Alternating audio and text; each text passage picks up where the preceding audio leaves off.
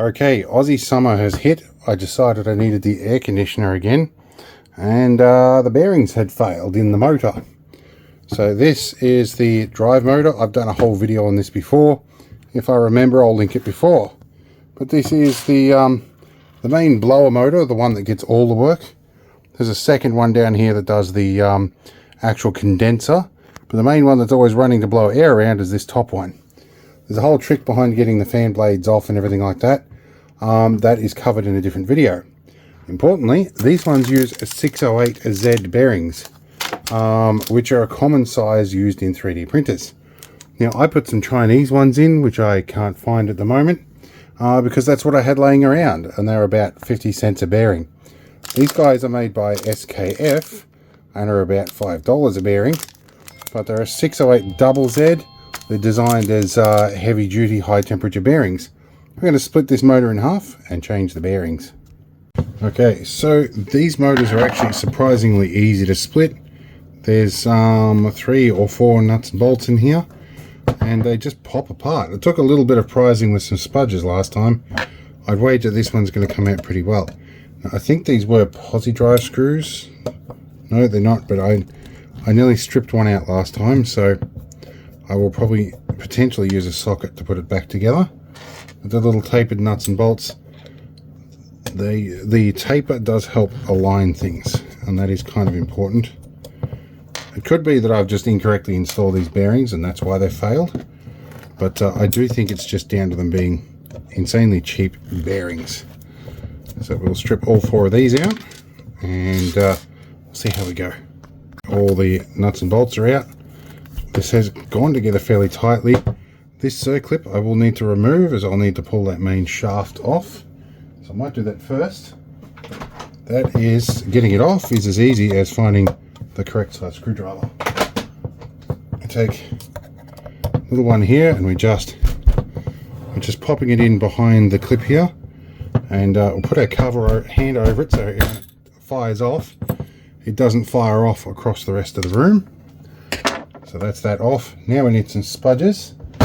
We can use some thin spudges and even pressure all the way around so it lifts off in a concentric fashion. Once it pops apart, you have a bit of slop. Okay, so we're working our way around with the spudges, opening the cap up, which is working because that other spudger just fell out.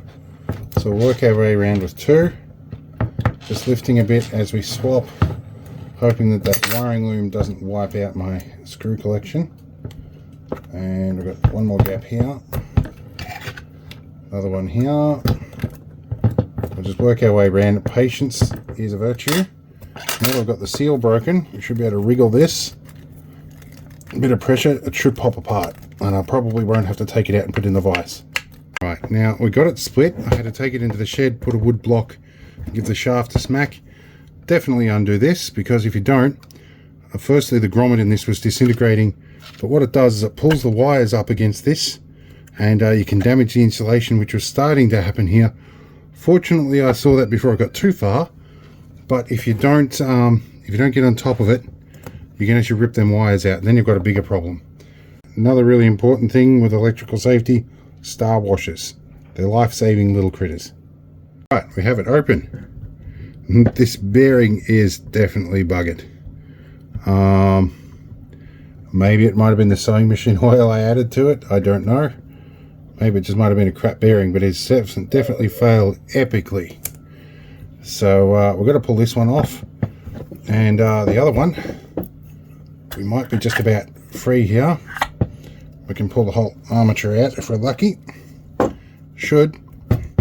I used soft jaws, so hopefully I didn't mess up the shaft on it. There we go, there's that one. There's the other one in there as well. So we're going to replace both of these. Alright, this end needed a pin punch to knock that out. There is a spring washer here that's important. That goes in this top half, and it creates some preload tension on the bearing.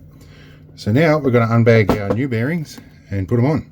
And note that I'm handling this with a rag, and I'm trying to keep the iron filings and the junk off it that's coming out of this, because it can cause problems.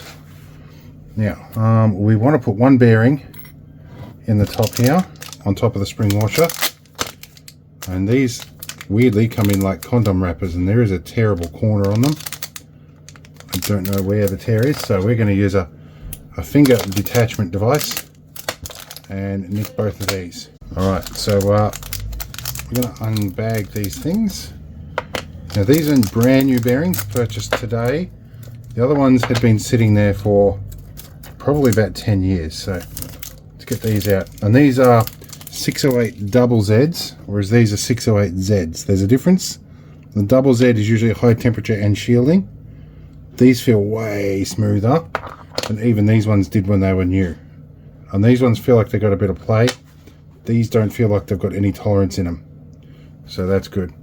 So this one should be, we should be able to just knock this on here. We'll see. I'll give it a bit of a tap into position. But yeah, we'll take it out, we'll put a piece of wood on and give it a gentle tap. This one should just drop straight into the top here. If we align that right. Or this one might need a tap in with a chunk of wood as well. So these might actually require a little bit of persuasion to get in. No, that one's gone in nicely. That one, I think because of the spring wash, is meant to slide just up and down a bit to allow for a bit of contraction or expansion and a bit of tension on there. Now this dude, I'm going to need to tap that on in the shed. So that already feels way smoother, but I can see from that it's not aligned properly. So we're going to work on that. Okay, we've had to tap this one on. We stuck it down, put a piece of wood on there, give it a gentle tap. Once it aligned, it pops straight on. So now somewhere here we have a circlip on this one. Now I don't recall, the circlip I believe had to go on the inside of this one to stop it coming too far out, which I think is the case. So we can put our shaft back in like this. Now these tolerance on these bearings are slightly better than the other ones. So we're going to try and get this in here. This one may need a bit of gentle persuasion to go back on as well, or not. There we go. So that, I think, should keep it in there. The other one goes on the outside, I think, to stop it coming out. That's off memory. Let's drop you back in. Drop that all in. Cool. And our other one, we'll add our other circlip back on there in a minute once we've got things reassembled. Alright, I had a good look at things up in the microscope and I don't see any actual breaks in the insulation, but I've added a couple of flags of insulation tape here just to be sure, and we'll start to reassemble now. We should be able to reassemble now. To finagle all of this up. Actually, this bearing seat in here, now that I just have a quick look, if it looks very dirty, we might clean that bearing seat up. That might be some of our issue. Alright, I gave the bearing seat a bit of a clean out. And now we're just going to thread our wiring back through the hole in the rear cap.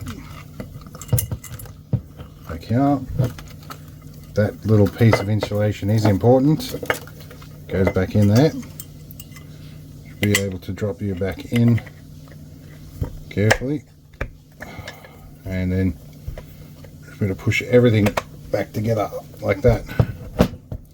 Okay, now sadly the grommet has disintegrated on this, so not going to be an option. So we may actually add some insulation tape in there just to help with chafing and stuff in a minute. But now we've got to put some screws back on. Before I forget, circlip's got to go back on. This can be tricky without the proper circlip tools.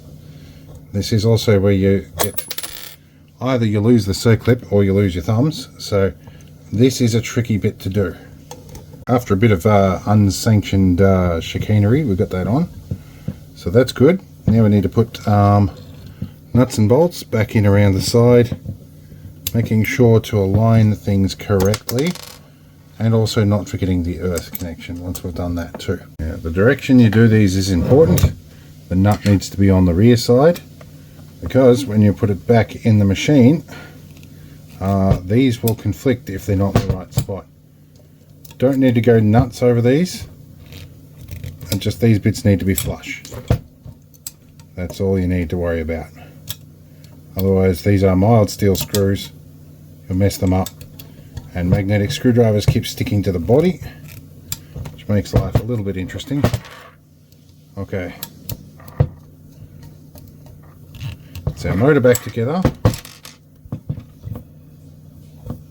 There's a bit of motor noise now, probably because there's a bit of tension on things.